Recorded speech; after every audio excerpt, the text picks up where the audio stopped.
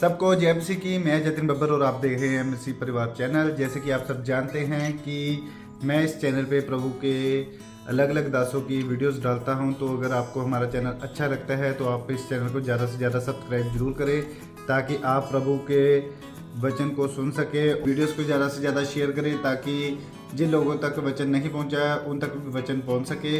सबको जय मसीह की। एक बार मैं आपसे दोबारा कहूँगा कि इस चैनल को सब्सक्राइब जरूर करें और वीडियोस को ज़्यादा से ज़्यादा शेयर करें। जय मसीह की। एलिया ने क्या बोला? एलिया ने कहा तुझे मिलेगा दुगना मसा, double portion of the power will given to you. तुझे मिलेगा, लेकिन उसके लिए एक शर्त है। जब मैं स्वर्ग को उठाया जाऊंगा, जब तू मुझे देखता रहेगा, तो मेरे जाने के बाद सामर्थ का दुगना हिस्सा तेरे ऊपर आ जाएगा।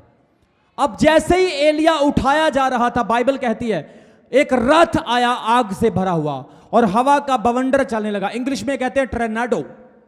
बवंडर कितने लोगों ने देखा जो हवा में चलता है? बड़े बड़े घर भी उड़ा के ले जाता है। वो बवंडर चल रहा था, बहुत फास्ट, बहुत तेज।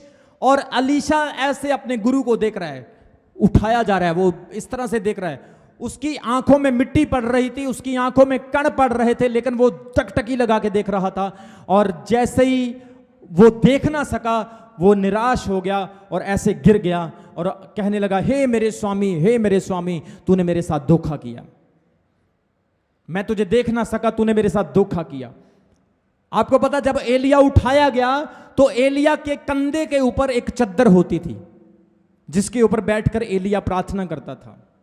उसके कंधे पर एक चद्दर थी। उसने उस चद्दर को जो एलिया के पास से गिरी थी उठाया और उदास होकर चल पड़ा। और आगे जब जर्दन नदी आई तो उसने क्या किया? वैसे ही ट्राई किया, वैसे ही कोशिश की। उस चद्दर को ऐसे उठा के उसने यर्दन के ऊपर ऐसे मारा और बाइबल कहती यर्दन दो हिस्सों में बट गया और बीच से सूखा रास्ता निकल गया। इस चीज से उसको समझ आ गई, इस चीज से उसको साबित हो गया कि मेरे स्वामी का, मेरे गुरु का दुगना अभिषेक अब मेरे ऊपर आ चुका है। जोर से बोलो हालेलुया। बहुत सारे वॉलंटियर्स, बहुत सारे विश्वासी ये जो चाहते हैं कि मैं अपोस्टल जी जैसा अभिषेक पाऊं, जैसा पास्टर जी के पास मसा है, शक्ति है, मैं भी ऐसी मिनिस्ट्री कर सकूं, मैं भी इस तरह का चर्च बना सकूं, लेकिन टकटकी नहीं लगाते। ध्यान उनका डिवर्ट होता है, मन उनका इधर उधर घूमता रहता है, और बनना है उनको अभिषेक से भरे हुए। मेरे प्रियो, अगर आप परिश्रम कर रहे हैं, आप मेहनत कर रहे हैं, तो आप मेरे लिए नहीं कर रहे हैं, आप परमेश्वर के और आपकी खुद के लिए कर रहे हैं, और इसका फल आपको परमेश्वर देगा। मैं आपको प्रोफेटिकली बोल रहा हूं। जोर से बोलो आमीन। सबसे पहला आपकी प्रार्थना में असर होता है। दूसरा, आप उन चीजों को देखते हैं जो नहीं देखते। तीसरा, आप संगति में रहते हैं, सेवा करते हैं और उसका फल मिलता है। चौथा, आपके अंदर सामर्थ, आपके अंदर शक्ति आती है। ये मैंने आपको बेनिफिट्स बताए जो अभिषिक्त लोगों के साथ रहने से मिलते हैं। When you stay with anointed people, anointing comes on you, blessings come on you, prosperity comes on you, power comes on you, समर्थ आपके ऊपर आती है। लेकिन एक चीज और भी है, जब आप अभिषिक्त लोगों के साथ रहते हैं तो आपको सावधानी से रहना होगा, नहीं तो काम उल्टा भी हो सकता है। कितने लोगों को समझ आ रही है? झूठे धोखेबाज, जिनके अंदर फ्रेबी है, जिनके अंदर परमेश्वर के प्रति डर नहीं है, वो लोग परमेश्वर के अभिषिक्त लोगों के साथ नहीं रह सकते। कितने लोगों को समझ आ रही है?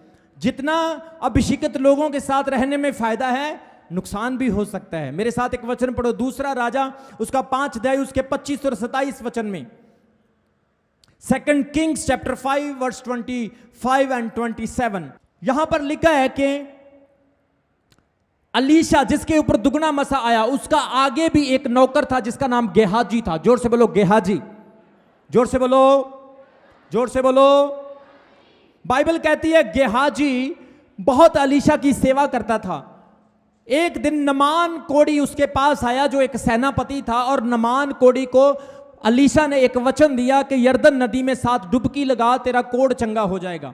और अलीशा नबी के कहने पर नमान कोड़ी ने जब 7 डुबकी यर्दन में लगाई, उसका कोढ़ बाइबल कहती है चला गया। और जब उसका कोढ़ ठीक हुआ तो वो वापस आया उसको सोना चांदी हीरे मोती गहने देने के लिए, इनाम देने के लिए। जाहिर है क्योंकि वो सेनापति था, उसके पास बहुत पैसा था। कितने लोगों को समझ आ रही है? अलीशा नबी ने वो पैसा लेने से मना कर दिया। उसने कहा मैं ये पैसा ये दौलत शौहरत नहीं लूंगा, तू वापस ले जा। और बाइबल कहती है गेहाजी के मन में लालच आ गया। गेहाजी ने कहा मेरे स्वामी ने उस बंदे को ऐसे ही जाने दिया, मैं उसके पीछे भागूंगा और उससे सोना चांदी धन दौलत ले लूंगा। और गेहाजी उसके पीछे भागकर धोखे से, फ्रेबी से उससे वस्त्र झूठ बोलकर कुछ चीजें ले लेता है और उसे मिट्टी में छिपाकर कपड़े झाड़कर अपने स्वामी अलीशा के सामने खड़ा हो जाता है। कितने लोगों को समझ आ रही है? जो अलीशा दुगने मसे से भरा है, एलिया का दुगना मसा उसके ऊपर है, क्या उससे कोई झूठ बोल सकते हैं? बोलो, क्या उससे कोई बात छिपी रह सकती है? वो तो मन की जान लेता है। जो आकाश को बंद कर सकता है उससे कोई बात छिप सकती है? अब ये गेहाजी उसके सामने आकर खड़ा होता है और क्या कहता है? ऐसे खड़ा होता है और अलीशा उसको बोलता है गेहाजी तू कहां से आ रहा है? अगर आप में से कोई ऐसा हो तो क्या करेगा बताओ? मान लो आपने चोरी की है, अपने स्वामी से, अपने गुरु से धोखा किया है और आप उसके सामने आकर खड़े हो गए और आपसे वो पूछ रहे हैं कहां से आए हो, तो आप क्या कहोगे? अगर कोई अच्छा इंसान होगा तो कहेगा स्वामी जी मैं तो नमान के पास गया था, मैंने उससे थोड़े से कपड़े ले लिए हैं, थोड़े से पैसे ले लिए हैं, बच्चों की फीस देने वाली थी, थोड़ी मजबूरियां थी तो इसलिए मैंने ले ली। चलो स्वामी बोलेगा बेटा कोई बात नहीं, आगे से ऐसा काम नहीं करना, मेरे को बता के करना है, माफी मिल जाएगी। कितने लोगों को समझ आ रही? लेकिन इसने झूठ बोला। इसने क्या कहा? स्वामी मैं कहीं नहीं था, मैं तो यहीं पर घूम रहा था। और अलीशा ने कहा हे गेहाजी क्या वो समय नहीं था, क्या वो टाइम नहीं था जब सोना चांदी वस्त्र तू वहां से ले रहा था? मुझे बता, क्या मेरा आत्मा तेरे साथ वहां पर नहीं था? मैंने आत्मा में सब देख लिया, तू क्या कर रहा था? जा, मैं तुझे कहता हूं अब से नमान का कोढ़ तुझे और तेरे सारे वंश को लगा रहेगा। बाइबल कहती है गेहाजी कोढ़ी होकर वहां से निकला। मेरे प्रियो, जब आप अभिषिक्त लोगों के बीच में रहते हैं आपको बहुत केयरफुल रहना पड़ेगा। आप उनसे झूठ मत बोलिए, अपने गुरु से, अपने पास्टर से कोई बात को छिपाइए मत। मुझे बहुत अच्छा लगता है, बहुत अच्छा लगता है मुझे, बहुत सारे लड़के, नौजवान बहनें, नौजवान भाई कई चीजें अपने जीवन के सीक्रेट मुझे बता देते हैं, मुझे बड़ा अच्छा लगता है और मैं उनका सोल्यूशन कभी कभी उनको बताता हूं और उनका सोल्यूशन भी, उनका हल भी निकल जाता है। जोर से बोलो हालेलुया। बात को कभी नहीं छिपाना है अभिषिक्त लोगों से। इसने बात को छिपाया और प्रॉब्लम हो गई, कोढ़ पड़ गया। सो परमेश्वर के दासों से झूठ नहीं बोलना है। पैसे के मामले में झूठ मत बोलो, सेवकाई में किसी प्रकार की कोई भी बात है झूठ मत बोलो, किसी भी चीज को नहीं छिपाना है। परमेश्वर के प्रति वफादार रहो, अपने दास अभिषिक्त लोगों के साथ वफादार रहो और परमेश्वर आपको ब्लेस करेगा। बोलो आमीन, जोर से बोलो हालेलुया। ये अपने स्वामी से उलट चल रहा था, आज परमेश्वर से उलट नहीं चलना मेरे प्रियो। उस दर्शन में रहना आपने, जो परमेश्वर ने दर्शन आपको दिया और मुझे दिया। बहुत सारे लोग इस चर्च से, इस दर्शन से उल्ट चलने लगे और आज वो इतनी शर्मिंदगी को झेल रहे हैं कि वो चर्च आना चाहते हैं लेकिन शर्मिंदगी इतनी है वापस नहीं आ सकते, फेस नहीं कर सकते। कितने लोगों को समझ आ रही मेरी बात की? वो चाहते हैं कि हम भी चमकौर साहब चर्च में जाएं, लेकिन कैसे जाएं, हमने तो गलती बहुत बड़ी कर दी। आना चाहते हैं वो,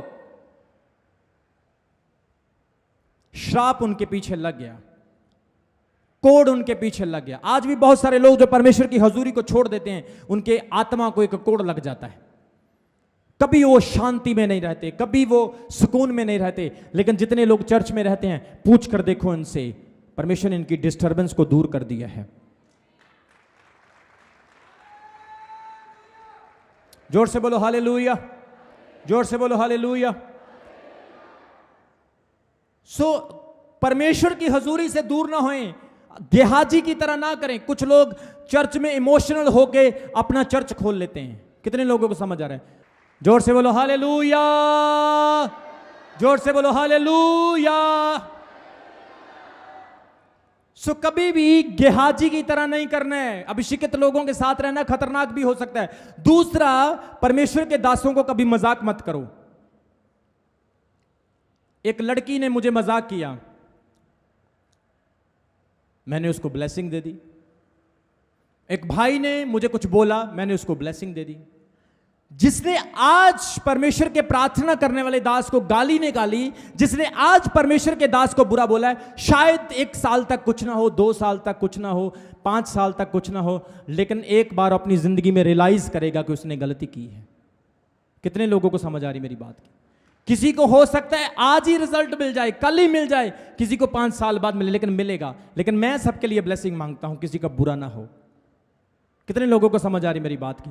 बाइबल में लिखा है दूसरा राजा उसका 2 अध्याय उसके 23 और 25 वचन में, दूसरा राजा 2 अध्याय 23 और 25 वचन में लिखा, अलीशा नबी सिर से गंजे थे। अलीशा, बोलो, जोर से बोलो, हेड बॉल्ड पर्सन। अलीशा के सिर पर बाल नहीं थे, सिर से गंजे थे। और ऐसे ही वो जा रहे थे और कुछ नौजवान लड़कों ने उनको मजाक किया और क्या कहने, ए चंदुए, ए चंदुए, ए गंजे, इस तरह से मजाक करने लगे। वो देखो गंजा जा रहा है, गंजा जा रहा है। और बाइबल कहती है उसी वक्त पीछे से ऋष आए और उन्होंने उन लड़कों को फाड़ दिया।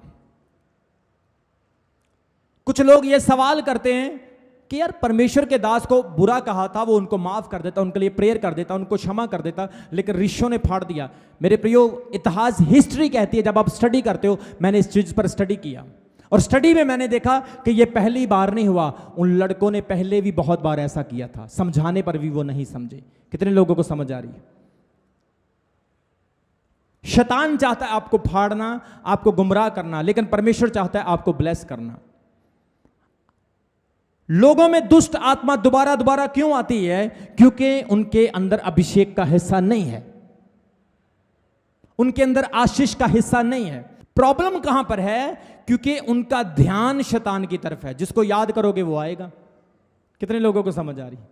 अब उसका मेरे प्रेमी प्रेमी आ जाओ, कितने लोगों को समझ आ रही? तो वो बोलेगा आ रहा हूं मैं तेरे पास। वो बोलेगा तू मेरे को इतना मिस कर रही है, तू मेरे को इतना याद करती है, फिर मेरे को तो आना ही पड़ेगा ना। तो अगर आप दिन रात प्रभु यीशु को याद करेगा तो यीशु मसीह आएगा।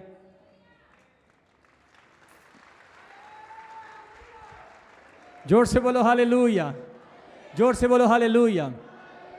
याद रखो, जो शैतान है ना, शैतान, वो आपसे ज्यादा समझदार है। कितने लोगों को समझ आ रही है? अब देखो सब हंस रहे हैं, हंसो, कोई बात नहीं, मेरे को कोई दिक्कत नहीं।